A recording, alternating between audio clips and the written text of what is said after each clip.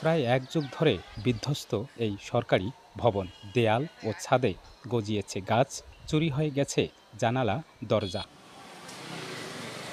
৬০-এর দশকে কুড়িগ্রাম শহরের ছয়ানীপাড়ায় সরকারি কর্মচারীদের জন্য নির্মাণ করা হয় ১৬টি ভবন।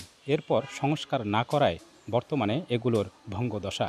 ভবনগুলোর পলেস্তারা খসে বেরিয়েছে রড, আবার কোনো কোনো ভবন রাখা হয়েছে তালাবদ্ধ করে।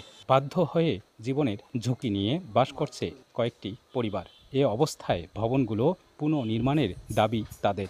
বিল্ডিং হয়তো যে রঙগুলো নষ্ট হয়ে গেছে, এমনি খুলি খুলি পড়বে লাগছে, যেখানে সেখানে একটু লাগলেই পড়ে।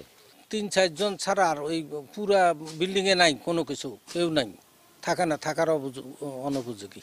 সরকারিভাবে যে আমাদের এই প্লাস্টারটা সব ঠিক করে দিবে, এটা কিন্তু আর করে দেওয়া হচ্ছে না। কোয়ার্টারগুলো যদি ভালো হতো তাহলে মনে হয় লোকজন থাকি শান্তি পেত।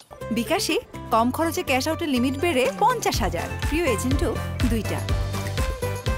বিষয়টি জানালেও কোনো কার্যকর ব্যবস্থা নিতে পারেনি সংশ্লিষ্ট বিভাগ। এ নিয়ে একটি প্রকল্প ঊর্ধ্বতন কর্তৃপক্ষের কাছে জমা দেয়া আছে বলে জানায় গণপূর্ত বিভাগ। গণপূর্ত বিভাগের পক্ষ থেকে কিছু কিছু কোয়ার্টার নতুন নির্মাণের জন্য প্রস্তাব প্রেরণ করা হয়েছে। আর বাকি যেই কিছু কোয়ার্টার আছে যে ৬০-এর দশকে নির্মিত, সেই বিষয়গুলো আমাদের টাইম টু টাইম উপরে আমাদের হেড অফিসে জানানো হচ্ছে। সরকারি স্টাফ কোয়ার্টারে ৫০টি পরিবারের বসবাসের জায়গা থাকলেও বর্তমানে বাস করছে ১৫টি পরিবার। বাদশা সৈকত, সময় সংবাদ, কুড়িগ্রাম।